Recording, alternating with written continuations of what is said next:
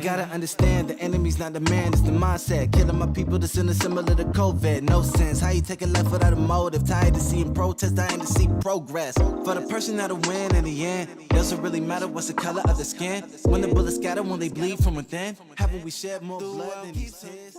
We're talking about solutions. Knowing that there is no silver bullet solution to any of this, I want to know what's one thing that you guys can do in your own life to work towards a solution, and one thing that you wish someone in power would do to work towards solutions. Well, I believe as far as what we was talking about, the policing, between the policing and the people that live in the city. You know, we always have a negative, the police have a negative outlook on certain individuals live in certain areas, and in certain areas, people always have that negative thought about police. And like, for instance, when we had the protests, and I was up there, and you know, folks was talking about, because my wife works in law enforcement, and I said, well, these young people ain't gonna destroy my city, you know, and because I take pride in this city, whether, you know, some people want to downgrade it or whatever. But the kids were yelling at the police and all this. I said, no, y'all not gonna do this. See, we have to have somebody that is, like you said, in the middle. You know, you're not on the right, you're not on the left, but you're in the middle. And the one police officer said, oh, they're fine, they can. I said, no, they can't. I said, y'all haven't done anything to them. It's all right for them to protest, but they're not gonna come and just disrespect y'all like that. And so me trying to be a parent, trying to tell the kids, look, voice your opinion, but you don't voice it at the police here because they have not done anything. Now, when they do something here, then we can address their issue. Like where you see where the choking, you know, they're using all these different tactics. And the first thing I thought is, they never did this back in the day. Why is it happening now? And see, we need to figure out what the training is for law enforcement, so we can say, hey, that's not, you know, like the committee he's doing, that's not acceptable. Y'all got to change that training. Take that out of your training. Put something else in there. Because that's what the George Floyd thing brought everything to the surface. We seen you with your knee on a man's neck for that long of time. Why didn't y'all just pick him up and put him in the cruiser? He would still be alive today, and the cities of America would not be on fire. So I just want him just, you know, like he's doing with the community thing. I mean, we live in a country of laws. It starts with the laws. Like, if laws don't change, if policies don't change, nothing else changes. We do not remember Martin Luther King because of the walks that he did or the protests that he had. We remember him because of the that he gave the Warren Court the heart and the ability to change, to create the laws that they created, creating the Civil Rights Act, and you know, so I mean, and as someone who's trained in constitutional law, for me it always starts and ends with the law. It always starts and ends with policy. If you want change, you have to change the ability to enforce it. You know, so I mean, as a legislator and an aspiring legislator, I would tell others that that's where it starts. It starts with the laws that are on the books. You know. I would say that one of the things here in the state of Ohio, we've had some pretty significant wins just in the past couple, 6-8 months, as far as CJR. I mean, the Indigent Defense Fund being fully funded. For the first time since its creation. Yes. Right now we're working on, I'll let you talk about SB3, so. Yeah, I mean, you mentioned someone in power. What we wish they would do. You know, the Senate just passed Senate Bill 3, which is a reclassification of drug possession crimes. You know, right now, automatic felonies, and it would reclassify low-level possession as misdemeanors. When someone is arrested on possession, you talked earlier about the issues with defense. If convicted and found guilty, or you plea in order to avoid trafficking charges, you just plead possession. Right now, it's still a felony. Right. And the crime, or the real punishment that you're going to pay, is not in the following year that you spend in prison. It's the rest of your life. Because in Ohio, we have 800 collateral sanctions, 800 different laws that are in the Ohio Revised Code that are going to restrict you on your housing and your employment for the rest of your life. Right. That just passed the Senate on a 25-4 margin. It's in the House now. So for my thing of someone in power, I hope that Governor DeWine will publicly say that he wants to sign that bill into law, and that the House, when they come back after the election this fall, the first thing they do is they pass as a first order of business and send it to the governor to sign. That's what I hope for someone in power. For myself, what I want to do, what I want to do in this time, you mentioned Martin Luther King, and years before the Civil Rights Act was Montgomery, right? And in Montgomery, Martin Luther King Jr., he was only 27 years old when the Montgomery bus boycott started. And that night that they bailed Rosa Parks out of prison, and they had already laid all that groundwork that whatever that moment arose, that they were going to grasp it and they were going to use that for change in Montgomery. That night, people flooded into churches in Montgomery. They had to speak in 5 different churches just to be able to get in front of everybody because it was that moment. And they got the agreement that we're going to lead a boycott, that we're not going to ride on a bus in Montgomery. We are going to walk. We are going to carpool. We're going to loan our cars for someone else to drive to get people to work. They got all this together. They were signing pledge cards that night. Not a single person in that room knew that that boycott was going to last 381 days. Not a single person knew that. They didn't know how long it was going to last. They didn't even know if they were going to win, but they were determined they were going to do their part. So what I want to do, we're in that moment right now, right? We're flooding the churches. We're going from one church next to here. Where's the plan? What do we got to do now? And right now, we don't have that central figure that we're all coalescing around. I don't know how long it's going to be, but my commitment right now is each day to keep on having conversations like these, to keep doing what I do in the legislature, working with our elected leaders, and working with people that are out in our communities, talking to them so they know that there is something that can be done. I don't know if that number's 381. I don't know if it's 642. I don't know what it is, but we're going to keep on doing it, and that's what I'm going to do. And he touched on reentry, which is, as he mentioned, is extremely important in creating equal opportunity in the black community. We won't get into statistics because we all know the disparity between our prison populations, but 95% of those people are coming home at some point in time. What happens then? And he touched on it, and it is. I got into law because at 17 I was handed a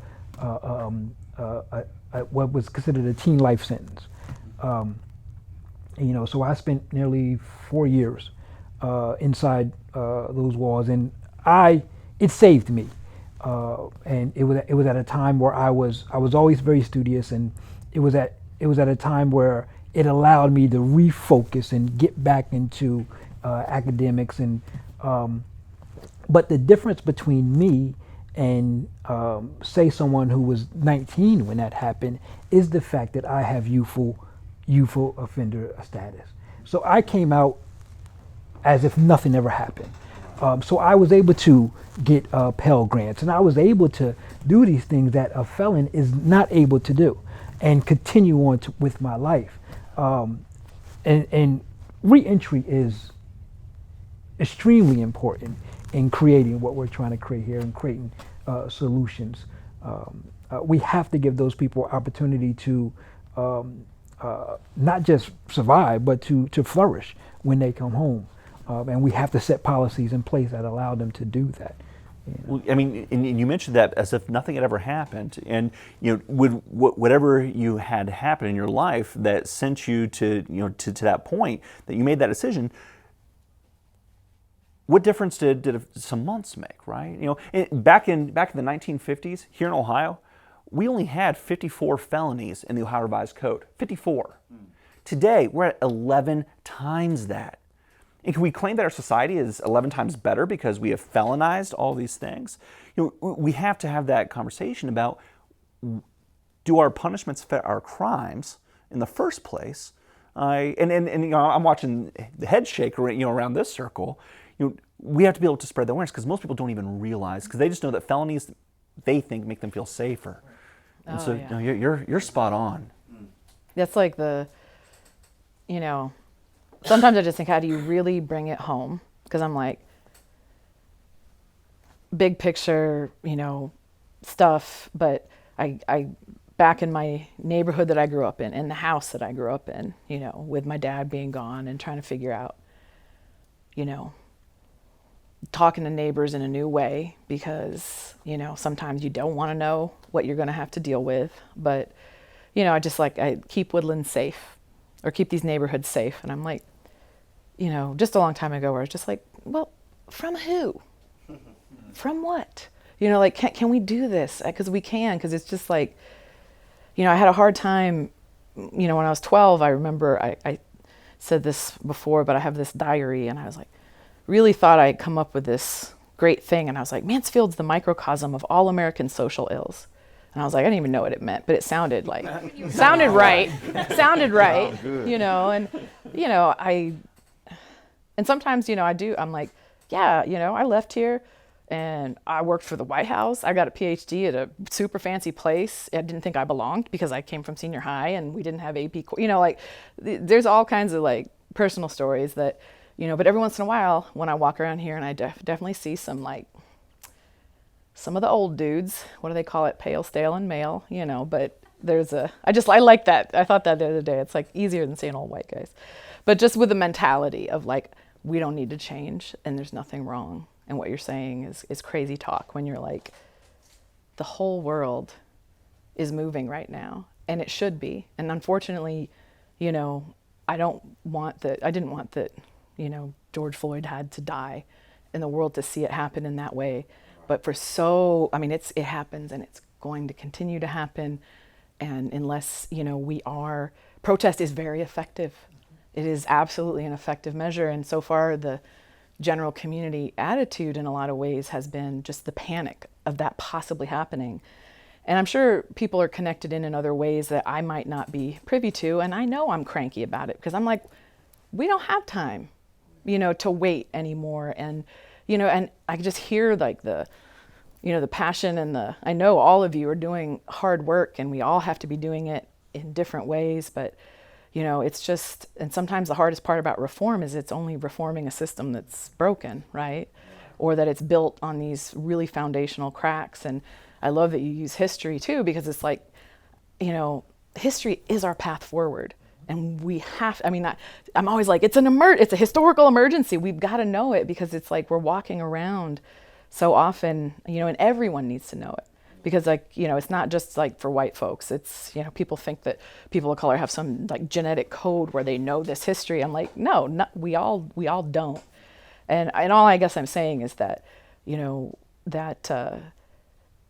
don't ever want to roll over the amazing work that people have done for a long time and kept at it. But now's our chance to blow things up and set it on fire. And I don't mean that literally, right? Just in case, but that's what, everybody's like, defund the police, or these panics. And we're like, no, we have to shift our systems and look at the ways that, that these things are just killing people's futures, and so, so there are sparks here. And that's the thing I guess I want to see out of this community, is creating more of a public space where we aren't afraid to talk about it, where traditional religion, and I'm not saying the religious churches, if you will, there's a lot of suppression. I don't mean oppression or repression, just it's not an open thing. It's just a shutdown thing. We don't communicate. It's not a good space. And just the partisan politics, if we can, get at the energy of what's coming, get at the energy of the people who, these young people who did stand up and do something in this space, and the energy of the things that are about a truly better future. And what does that better future mean? We keep talking about it, and it just, healthcare, education, and the right to, to not be thrown away in jail, for something that is basically about inequity and perception, Well, and keep it up. one thing that he was saying about Martin Luther King, and this is one of the things I preached a message one time, and I was talking about how we as black people, we don't uproar about nothing in this day and age because we have it too good.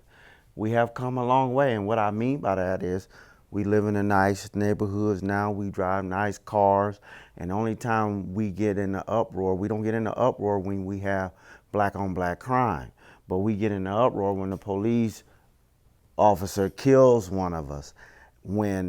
And so now you don't hear those type of leaders anymore. No one, everybody is like, we're full. We have money in the bank. We have all these things. And so it's going to take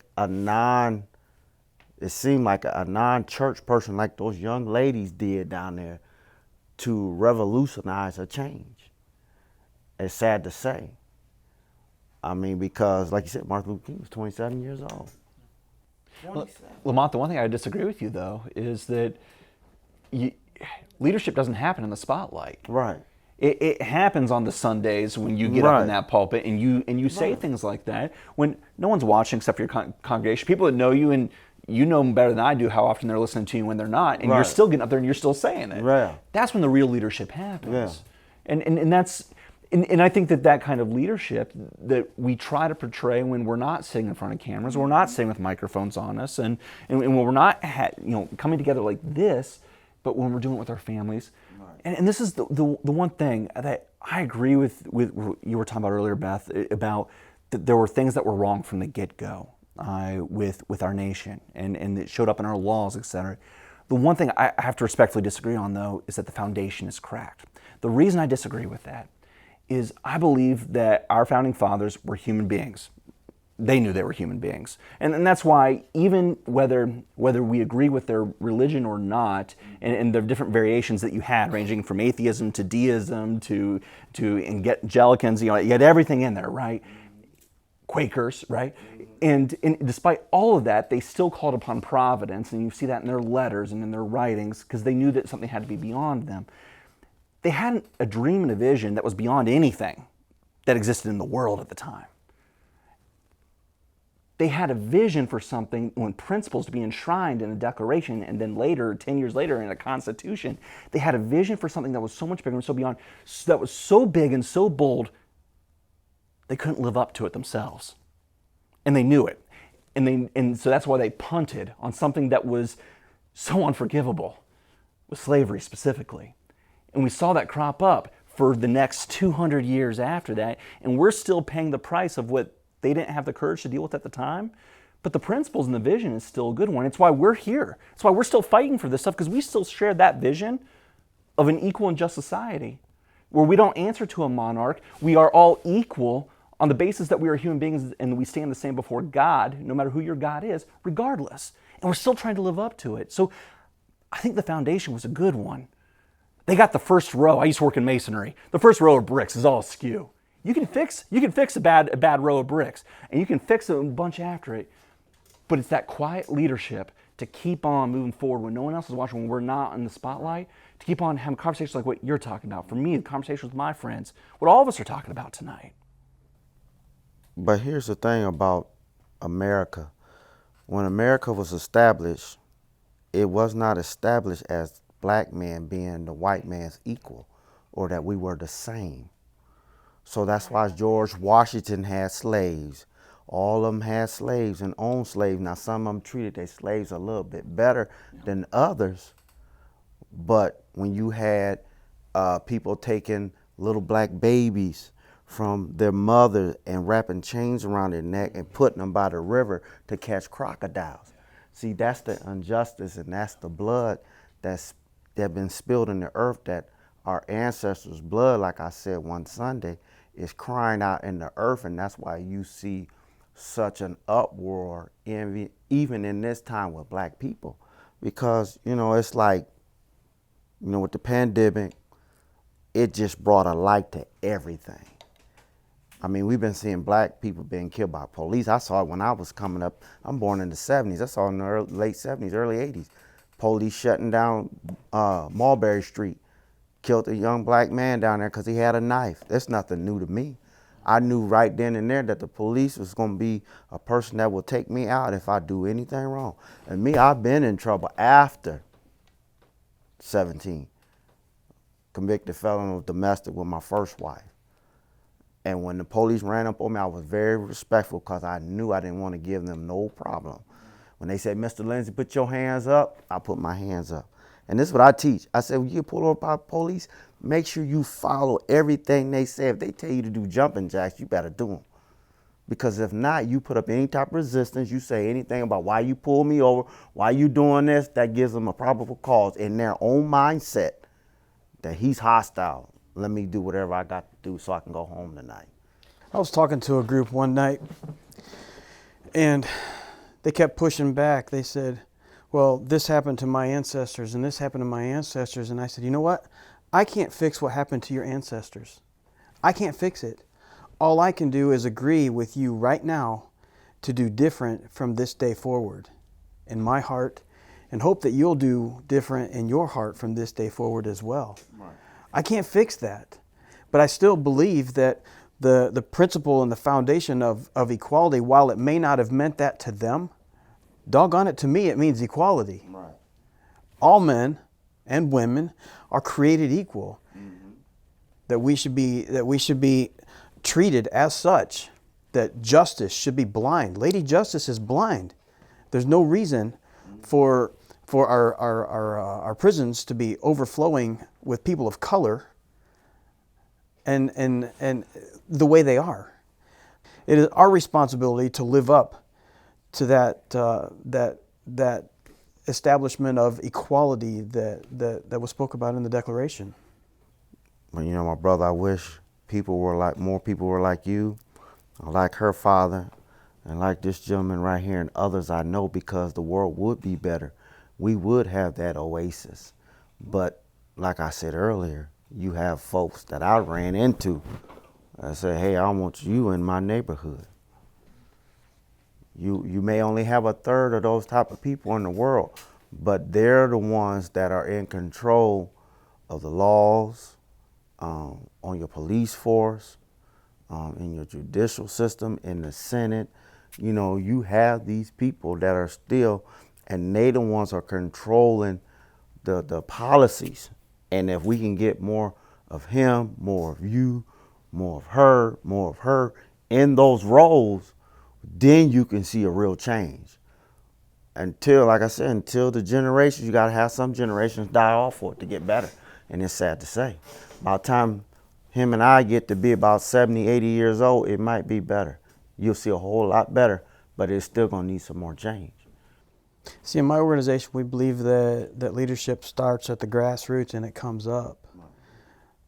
Government doesn't change at the top. Right. It changes when people like us come together, sit down like this, and stop looking at the R and the D and say, we. Right. And work together. If you guys could wave a magic wand and change one thing about society and the criminal justice system, whatever you choose to do, wave your magic wand, change one thing, make the world better, what would it be? I'll go to what you said earlier about plea bargaining and defense. You know, plea bargaining is in and of itself, as a function, not how it is performed, but as it is today, is a necessary evil. If everyone went to trial on every single case, the backlog in our courts would be, I mean, you wouldn't get a trial for whatever you did or didn't do for a decade, and that's literal. However, right now in Ohio, our public defenders that are employed by the state, public defenders, are overworked and don't have enough relief. Meanwhile, private counsel that are appointed as public defenders, they're capped out anywhere between $700 and $1,000 per case. And so their incentive is still to go to a plea bargain instead of reaching a trial and a just conclusion.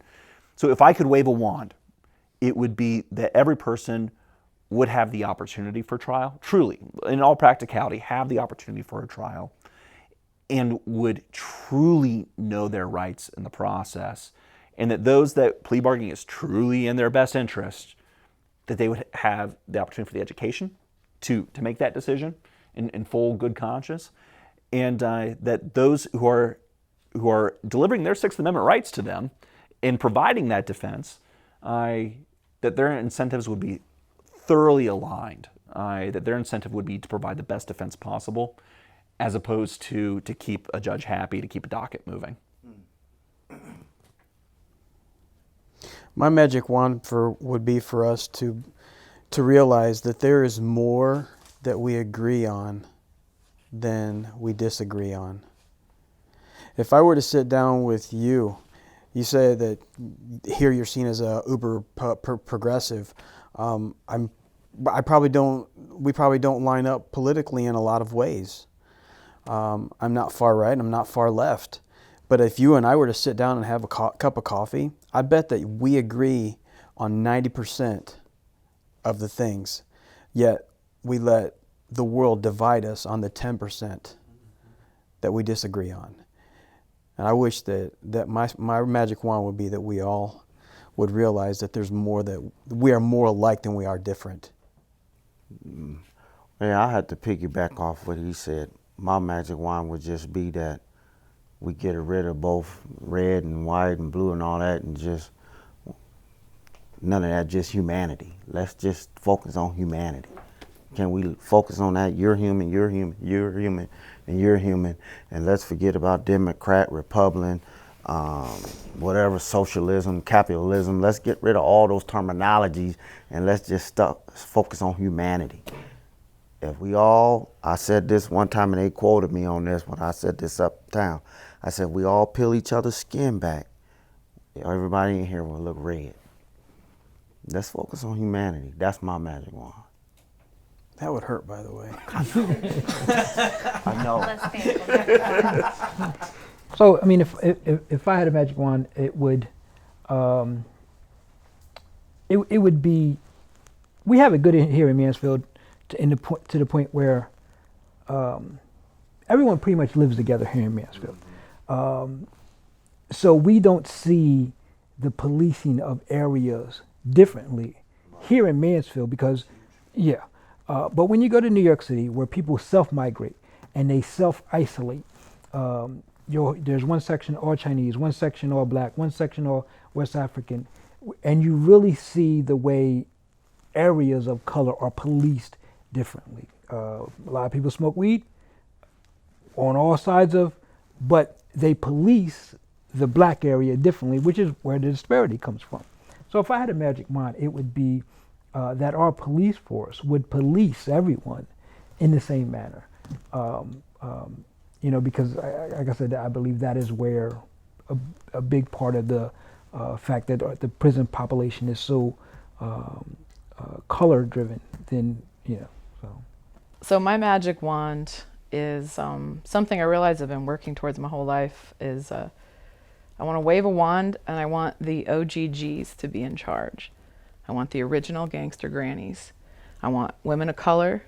I want the old black ladies and the old Native women who I've worked with my whole life, who when they're in charge, we are all taken care of because they are looking at it from the bottom up. They get it. And, I know most people are like, they're still Native people, but there's so much going on now that if we were following that leadership, and again, leadership not in our construct of, the person with the microphone has power, but that idea of grassroots and the idea of all of these things are tied together where you have, natural law, you're thinking about living in the context of the world.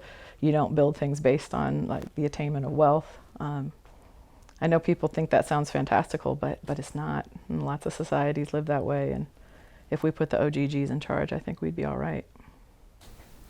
What's one thing that you guys are going to take away from tonight and think, I'm going to think of things differently, I'm going to do things differently? One thing that you're going to take away from this conversation we've had. I would say that I could work with a New York progressive. No, and I don't mean that mean. I really don't. But it's just like I've been saying all along, that I would love to sit down and just have coffee with you. Yeah. No, I'd take you up on that. You know. I'll even buy. Yeah. I mean, I didn't know what to expect coming in here. I'd seen this series, but I hadn't. I know every topic is different, and I know every room is different, so I didn't, know what to expect coming in. But as all of us have said, these conversations are necessary. These conversations are needed. And I said it earlier, uncomfortability is how you create change. So what I'm going to take away is very similar to what he has spoken about, is the ability to sit down with different-minded people and find common ground. And in this society, it's what has to be done. Like-minded people are not going to be able to push these different-minded people to think one way by all grouping together and ganging up on them. It's going to take all of us coming together and having these conversations. So, and then ganging up on them. Let's be very clear. Sorry, I didn't mean that. How about you, Beth? One thing you'll take away. Each one teach one. It's true. I mean, I say that like, just, all those, it's hard because I always want people in like leadership positions, and I just mean the folks at the end of the day who have too much control economically, because that's the root of the things now is that, it's 1%. The 1% conversation is the biggest one, the 1% that runs everything else. And corporations are stronger than governments. Like these are the frameworks. And the only reason I want to see those folks take more action and take more responsibility or get out of the way and let these kind of conversations happen.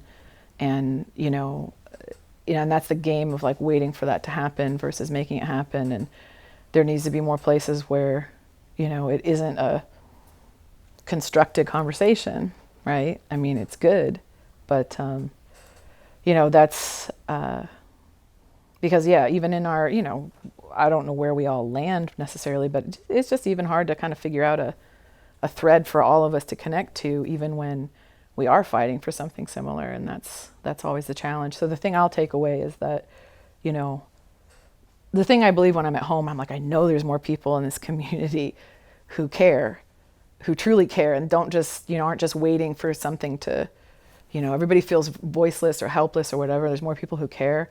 And, how can we meet on the, at the park at 9 o'clock? Like, how can we get together more easily and more accessibly? And it doesn't always have to be about the leveraging of politics, like this task force idea. I want people to support it. It's simple, now we make it what it is, but it is, something that the element of finding something that we can all at least unify around so that we know who needs to be pressured, because some people do need to be pressured into doing the right thing. And, while the rest of us,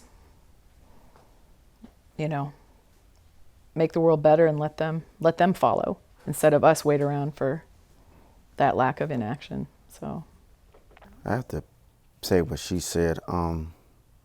It's the 1%. It's the people that, control the movement of everything. And so what I would like to see, not necessarily take, because these brothers right here, they remind me of guys that I know, that I hang out with, other preachers, maybe they be future preachers later on, I don't know. But I have a lot of brothers like these two, and sisters that I think like that. But it's always the common folks that think like this. It's never the big pocket people. And if they are thinking like this, they have another agenda. Because the word of God tells me that the God of this world rules this world, and he the one that manipulates the 1% to do his bidding. So that's why we see chaotic things. And because I'm going to the spiritual side now, because the Bible tells us the God of this world, which is Satan, Lucifer, he the one dictates the chaos, dictates the racism, keeps us divided, so we to destroy the world. And so we all, whether you have a little faith or believe in some God, we all need to pray. So, I mean, I believe in Jesus Christ, but I don't care what God you believe in. You need to believe in some God and pray to him that he will resolve the issues in our society, because it's not just here in America, it's abroad. Racism is everywhere. It's a global pandemic. One thing I want to do differently is like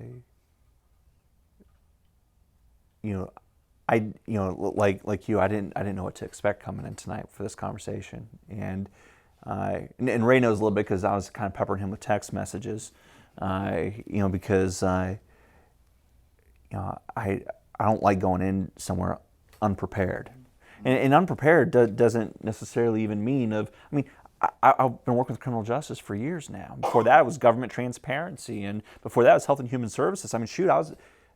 My entire career in the public space, I've been getting ready for this. But there was I allowed fear to creep up on me before coming in here tonight, even because I didn't have all the answers. I didn't know, and I think that as I'm sitting here and I'm hearing each of you talk here as we go around for this final question, realizing that I think that I've allowed some conversations to not even happen because I didn't feel prepared to have it in the first place, because I didn't already have all the answers. So one thing I want to do different is I want to stop letting fear get in the way of me having conversations when I don't already know all the answers about where other people are.